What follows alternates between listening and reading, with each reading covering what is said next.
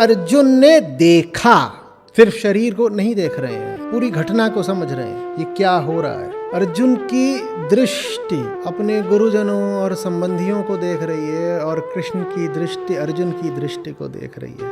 मुझे तो प्रतीत होता है कि कृष्ण की धड़कनें भी तेज हो गई होंगी। महाभारत के युद्ध से कहीं ज्यादा बड़ी कोई चीज होने जा रही है। गीता में सहस्रों महाभारतें समा जाती हैं। वेदांत का पूरा अमृत समाया हुआ है गीता में। इतनी बड़ी है गीता।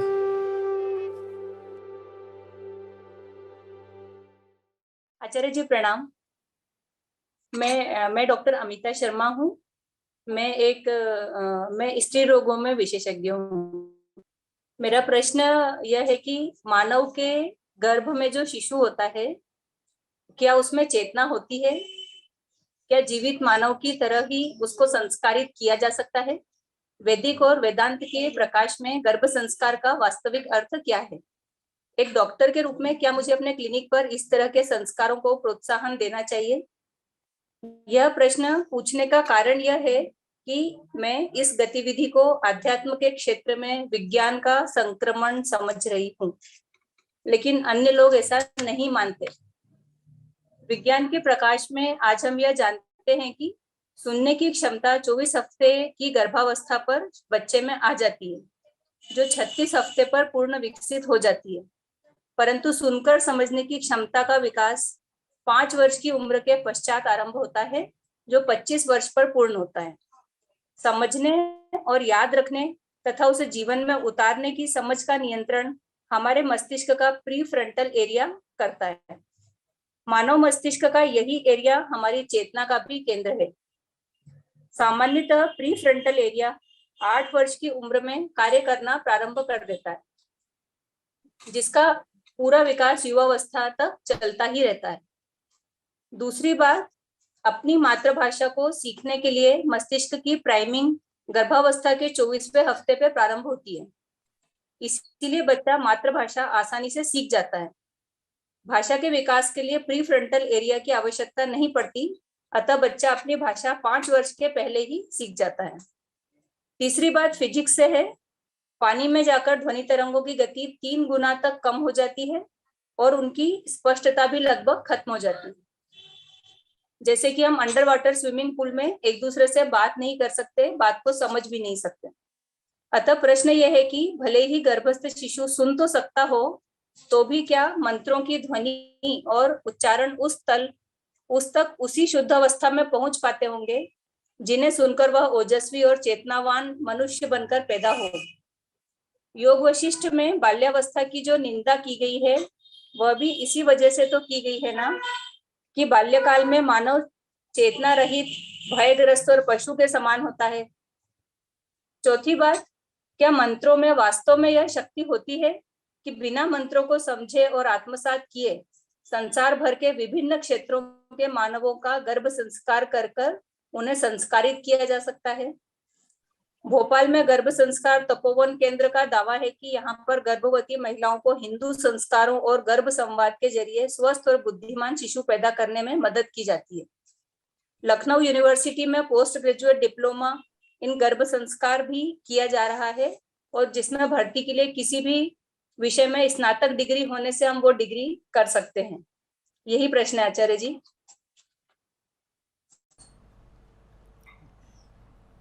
देखिए, मैं नहीं समझता कि गर्भ में जो शिशु है, जो अभी 6-8 महीने का है, उसको कोई भी सीख किसी भी तरीके से दी जा सकती है। वो जब पैदा हो जाता है उसके बाद भी कई महीनों तक उसको कुछ भी सिखाना बहुत मुश्किल होता है, और जो चीज़ें उसको सिखाई जा सकती हैं वो भी बड़ी आरंभिक और आदिम चीज़ें ही हैं। जिन्होंने बच्चे पाले हैं वो भली भांति समझ रहे होंगे मैं क्या बोल रहा हूँ। पैदा होने से पहले की तो बात ही छोड़िए, पैदा होने के बाद भी कई महीनों तक आप बच्चे को क्या सिखा पाते हो? अधिकांश अभिभावक तो कुछ सिखाने की चेष्टा भी नहीं करते, क्योंकि सिखाना लगभग असंभव है। हाँ, कुछ बातें हैं जो उसको सिखाई जा सकती हैं, और हम ये भी जानते हैं कि कुछ बातों का उस पर प्रभाव पड़ना शुरू हो जाता है। उदाहरण के लिए प्रकाश का ध्वनि का प्रभाव इत्यादि पड़ना शुरू हो जाता है। लेकिन प्राकृतिक तरीके से किसी प्रकाश या ध्वनि पर प्रतिक्रिया करना एक बात है और सीखना बिल्कुल दूसरी बात है। लर्निंग और रिएक्टिंग दो बहुत अलग अलग चीज़ें होती हैं ना। सीखने का संबंध बोध से है और किसी ध्वनि आदि से प्रतिक्रिया करने का संबंध प्राकृतिक संस्कारों से है। कोई बच्चा क्या, कोई पशु भी ध्वनि पर और प्रकाश पर और स्पर्श पर तो प्रतिक्रिया करता ही है ना। एक छोटा सा जानवर भी हो, उसको भी आप स्पर्श दीजिए तो प्रतिक्रिया करेगा। इसका मतलब ये थोड़ी कि उसने कुछ सीखा है। इसका मतलब है कि वैसी प्रतिक्रिया करना उसके शारीरिक संस्कारों में निहित है पहले से ही। तो सिखाना वगैरह तो मुझे नहीं लगता कि बहुत संभव है। लेकिन गर्भ में शिशु को सीख देने का एक दूसरा कोण बहुत महत्वपूर्ण है। वो ये है कि अगर उसको तुम कुछ श्लोक या दोहे या सदवचन सुनाओगे तो उसकी माँ सुन लेगी। उससे ज़रूर शिशु को लाभ हो जाना है। ये बात ही मुझे विचित्र लग रही है कि गर्भ में शिशु है तो आप शिशु को शिक्षा देने का प्रयास कर रहे हैं जो कि अभी शिक्षा लेने लायक ही नहीं है, और जिसको शिक्षा दी जानी चाहिए उसकी आप बात ही नहीं कर रहे। जब गर्भ में बच्चा हो तो उस समय पर माँ को विशेष आध्यात्मिक शिक्षा दी जानी चाहिए, क्योंकि अब उसके ऊपर बहुत भारी जिम्मेदारी आने वाली है। और अगर वो जिम्मेदारी का निर्वाह करने में सक्षम नहीं है तो शिशु का अपना पूरे समाज का बड़ा अहित करेगी। तो जो लोग ये भी कर रहे हैं कि चलो गर्भ का बच्चा है तो उसको हम कुछ श्लोक या दोहे सुना रहे हैं, मुझे लगता है कि परोक्ष रूप से वो भलाई कर रहे हैं। क्योंकि बच्चा सुने ना सुने, माँ तो सुन रही होगी, बाप तो सुन रहा होगा। और माँ यदि सुन रही है तो उसका बच्चे को वास्तविक लाभ होगा। जन्म के बाद भी होगा, जन्म से पहले भी होगा, क्योंकि माँ और बच्चा तो एक ही देह होते हैं। और मनुष्य साइकोसोमेटिक होता है, मन जैसा होता है शरीर भी उसका फिर अनुसरण करने लगता है। तो माँ का मन यदि आपने शुद्ध और शांत किया तो उससे माँ की देह भी बेहतर होगी, और माँ की देह बेहतर हुई तो बच्चे की देह बेहतर हो जाएगी। तो इस प्रक्रिया से ज़रूर बच्चे को लाभ हो जाएगा। लेकिन आप अगर ये सोच रहे हैं कि आप बच्चे को उपनिषदों के मंत्र बता देंगे उससे वो कुछ सीख लेगा, मुझे नहीं लगता। बाकी इस पे और वैज्ञानिक प्रयोग किए जाने चाहिए, और बहुत आसानी से ये जाना जा सकता है कि आप जो अंदर ध्वनियाँ इत्यादि भेज रहे हैं बच्चा उनको किस रूप में ग्रहण कर रहा है। फिर बोलूँगा, प्रतिक्रिया करना एक बात होती है और समझना, लर्निंग, बोध बिल्कुल दूसरी बात होती है। बोध तो बड़े बड़ों को उपलब्ध नहीं हो पाता, वो गर्भस्थ शिशु को कहाँ से उपलब्ध हो जाएगा। तो बोध तो मेरा अनुमान यही है कि नहीं हो सकता ऐसे। हाँ, माँ को ज़रूर इससे फ़ायदा हो जाएगा। असल में इस पूरी बात के पीछे ये भावना निहित है कि तुम मंत्रों का अर्थ समझो या ना समझो, उनकी ध्वनि लाभ दे देती है। ये जो पूरी चर्चा हो रही है ना, इसके मूल में ये मान्यता बैठी हुई है कि मंत्र तुम समझो या नहीं समझो, उनकी ध्वनि कान में पड़ेगी तो तुम्हें कुछ लाभ हो जाएगा। तो यही सोच के फिर कह देते हैं कि बच्चे को भी गर्भ में कुछ सुना दो, भले ही उसको कितना भी आंशिक सुनाई दे रहा हो, उल्टा पुल्टा सुनाई दे रहा हो, नहीं दे रहा हो, कुछ तो उस तक 1% बात पहुंच रही है तो उससे उसको लाभ हो जाएगा। ऐसा बिल्कुल भी नहीं है। कृपया करके ये अंधविश्वास मन से निकाल दें कि आप मंत्र का अर्थ नहीं समझ रहे हैं तो भी लाभ हो जाएगा। मैंने इस पर प्रयोग करके देखा हुआ है। थोड़ी संस्कृत मुझे आती है तो मैंने 2 प्रयोग करे थे और दोनों एक दूसरे से जुड़े हुए हैं, आपको रोचक लगेंगे। पहला मैंने ये करा था कि एक बहुत ही एकदम व्यर्थ की बात ली थी और उसके नीचे एक बड़े संत का नाम लिख दिया, और हम लोग बैठा करते थे रविवार को और चर्चा किया करते थे आध्यात्मिक। आज से 10 साल पहले की बात है। तो उसमें मैं लोगों को सबको प्रिंट आउट दिया करता था कि आज की रीडिंग है, इसको पढ़ लो, फिर इस पर चर्चा करेंगे। तो मैंने प्रयोग करा, मैंने एक बिल्कुल ही बेकार की बात उठा ली बाजारू, और उसके नीचे लिख दिया एक संत जन का नाम और सबको दे दिया। किसी को ज़रा भी संदेह नहीं हुआ। लोगों ने कहा नहीं, बढ़िया ही बात है, अच्छी ही होगी, कई लोग तो उसका अर्थ भी निकालने लग गए।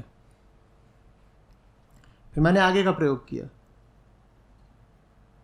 मैंने उससे भी ज़्यादा एक व्यर्थ की बात संस्कृत में लिख दी, और संस्कृत में जिनसे बात करता था उनको आती नहीं। मैंने कहा ये श्लोक है, अब सब मिल करके पाठ करेंगे सम्मिलित ध्वनि में। और वो जो बात थी वो बिल्कुल सड़क छाप, लेकिन संस्कृत में। तो लोग पूरे भक्ति भाव से, मैंने कहा ये होता है।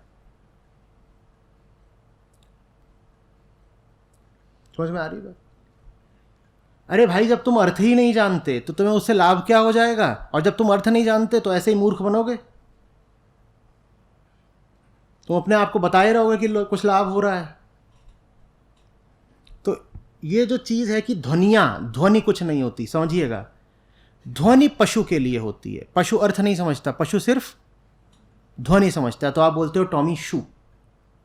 अब शू का कुछ अर्थ है क्या? शू का कोई अर्थ है? पर शू क्या है? एक ध्वनि।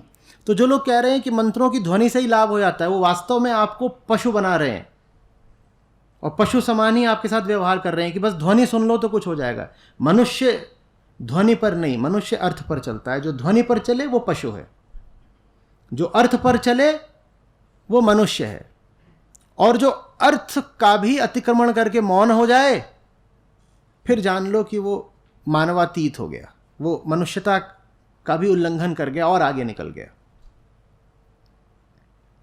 ये भाव कभी मत आने दीजिएगा अपने भीतर कि मतलब पता है या नहीं पता है। जो भी मंत्र या श्लोक हैं, इनको बोलते चलो, उच्चारण ही काफ़ी है। नहीं, ऐसा बिल्कुल नहीं है। देखिए, इस तरह की बात फैलाने में पुरोहित वर्ग का बड़ा स्वार्थ रहा है। पुरोहितों में दुर्भाग्यवश एक वर्ग ऐसा रहा है जिसने कभी नहीं चाहा कि आम जनता श्लोकों का अर्थ समझे। तो उन्होंने ये मान्यता प्रचलित कर दी कि अर्थ जानने की कोई ज़रूरत नहीं है, ध्वनि काफ़ी है। और मैं आपसे बिल्कुल साफ साफ बिना लाग लपेट के कह रहा हूँ, अर्थ नहीं पता तो कुछ नहीं पाओगे। और ये मंत्रों का अनादर है, श्लोकों के साथ अन्याय है अगर तुम बिना अर्थ जाने उनका पाठ कर रहे हो या श्रवण कर रहे हो।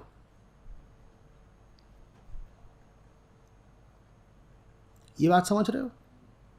इसीलिए तो हमारे सब धार्मिक विधि विधान अर्थहीन हो गए हैं। आप शादी में बैठ जाते हैं और वहाँ पंडित संस्कृत में कुछ बोल रहा है और आपका विवाह आपके लिए एक बड़ा महत्वपूर्ण मौका है। आपको पता भी नहीं कि आपके विवाह को क्या बोलकर प्रतिष्ठापित किया गया है, आप जानते ही नहीं। और आपके लिए इतनी महत्वपूर्ण चीज़ है, उसने क्या बोल के आपकी शादी करा दी, कुछ पता ही नहीं आपको। आप सोच रहे हो आप विवाहित हो गए। ये क्या कर रहे हो? क्या गजब है ये। वैसे ही मंदिरों में होता है, वहाँ कोई बात हो रही है, आपको उसका अर्थ ही नहीं पता और आप बिल्कुल ऐसे हो जाते हो नतमस्तक। क्यों हो गए? क्या बात करी गई वहाँ पे? जानना नहीं चाहोगे? जिन्होंने वो मंत्र रचा, उन्होंने आपको ध्वनि दी थी या उन शब्दों के कुछ अर्थ भी होते हैं? जल्दी बोलिए। अगर सिर्फ ध्वनियाँ दी होती तो वो ऐसे ही कुछ बोल देते, ऊ का पी पो पो। या वो जो मंत्र में शब्द हैं उनके कुछ अर्थ भी हैं। तो जिन्होंने आपको मंत्र दिया उन्होंने आपको अर्थ दिया ना। वो अर्थ के बिना बस ध्वनि बोलते रहोगे, ये क्या पागलपन है? फिर आप में और पशु में अंतर क्या है? टॉमीशू, ई आ ऊ के पीपू, और बड़े खुश हो जाते हैं कि पीपू करके आ गए। वो पीपू से क्या मिलेगा? चलो भक्तजनों, मेरे पीछे पीछे दोहराओ। ई औ की कू पी पू 108 बार दोहराएंगे। इससे तुमको प्रचुर धार्मिक लाभ होगा। और हो भी जाता है बहुतों को। कहे तर गए पीपू।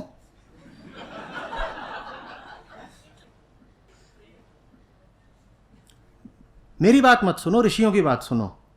ऋषियों ने श्लोक में कुछ अर्थ रखा है या नहीं रखा है, या बस ध्वनि दी है? तो वो अर्थ जानना अत्यधिक महत्व का हुआ या नहीं हुआ? तो बिना अर्थ जाने श्लोक क्यों दोहराते रहते हो? अपने पंडित जी से पूछना, जो बोल रहे हो उसका कुछ मतलब तो होगा, वो मतलब का ही नहीं बता रहे। पंडित जी को भी मतलब पता ही नहीं है। मतलब छोड़ दो, मेरे पिताजी संस्कृत के ज्ञाता रहे हैं, बनारस। उनके लिए एक बड़े ही आनंद का स्रोत था कि जहां कहीं भी कोई पंडित हो उसके बगल में जाके बैठ जाना है, खास तौर पे जब वो कोई पूजा पाठ, अनुष्ठान, विवाह, जनेऊ, मुंडन कुछ करा रहा हो। और उसको बीच बीच कोच के बोलते थे, ऐसे नहीं बोलते, ऐसे बोलो। अर्थ छोड़ दो, अधिकांश पंडितों को उच्चारण भी नहीं पता है, पर चूंकि आपको कुछ नहीं पता इसीलिए उनका काम चलता रहता है।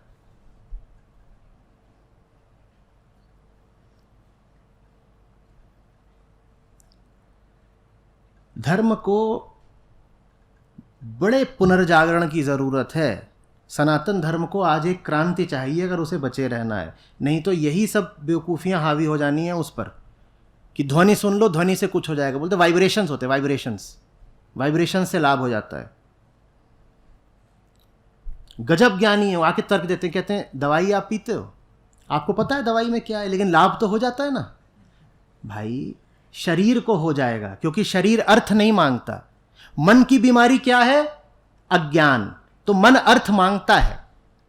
शरीर की बीमारी दवाई से दूर हो सकती ही है, भले ही तुम दवाई के जितने भी पदार्थ हैं नहीं जानते, तो भी वो दवाई आप पर काम कर जाएगी शारीरिक तल पर।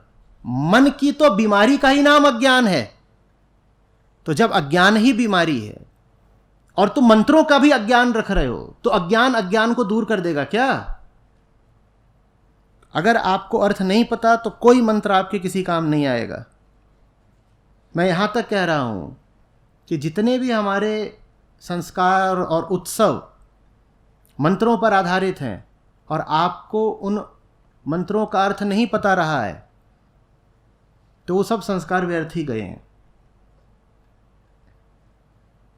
ये वैवाहिक जीवन की शुरुआत ही उदाहरण के लिए खराब है। अगर पति पत्नी बैठ गए हैं, उन्हें पता ही नहीं कि किसकी आहुति दी गई है, किससे प्रार्थना की गई है, किस देवता को क्या बोला गया है, और दोनों को परस्पर किस बंधन में बांधा गया है, दोनों को पता ही नहीं है। विवाह की शुरुआत ही खराब हो गई बिल्कुल। और दोनों बड़े खुश हैं, दोनों का कुछ हो गया। क्यों हो गया? संस्कृत में कुछ भी बोल दो।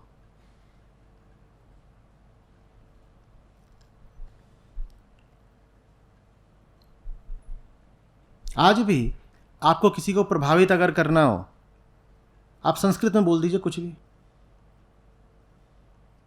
संस्कृत में इतनी चीज़ें लिखी गई हैं, बहुत फिजूल की चीज़ें भी लिखी गई हैं। आप संस्कृत कोई नाटक उठा लीजिए जिसमें कोई उदाहरण के लिए प्रेयसी बोल रही है कि ओ बादलों जल्दी से बरस जाओ, मेरा प्रियतम आता है। आप वही बोलना शुरू कर दीजिए, लोग तुरंत ऐसे हो जाएंगे। जरूर कोई धार्मिक बात बोली होगी, संस्कृत में बोली है ना।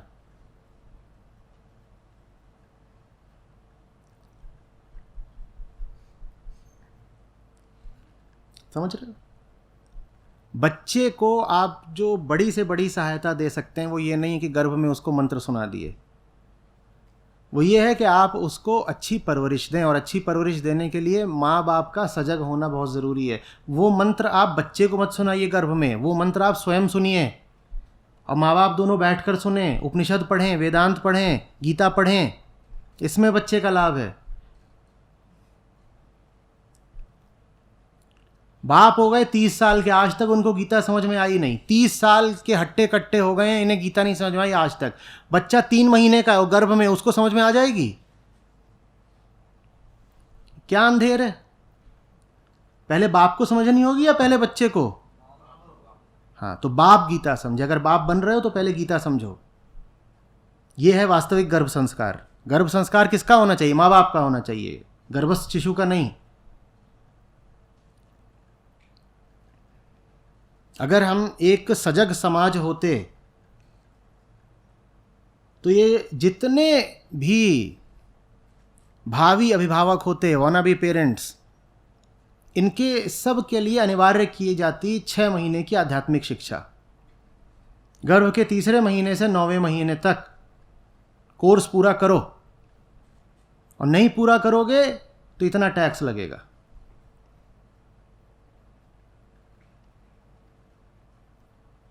सर्टिफिकेट दिखाओ, पूरा कर लिया, ठीक। मजाक है क्या अभिभावक बनना? कुछ नहीं, बस ऐसे ही सेक्स करो, बच्चा पैदा करो, हो गया। बहुत योग्यता चाहिए और वो योग्यता अर्जित करनी पड़ेगी।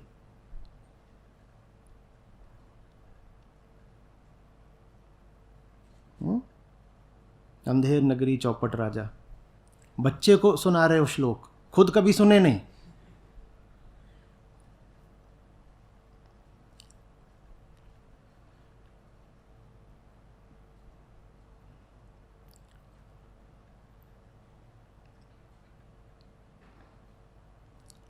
ये बात स्पष्ट है, ध्वनियों से लाभ नहीं होगा। लाभ किससे होता है?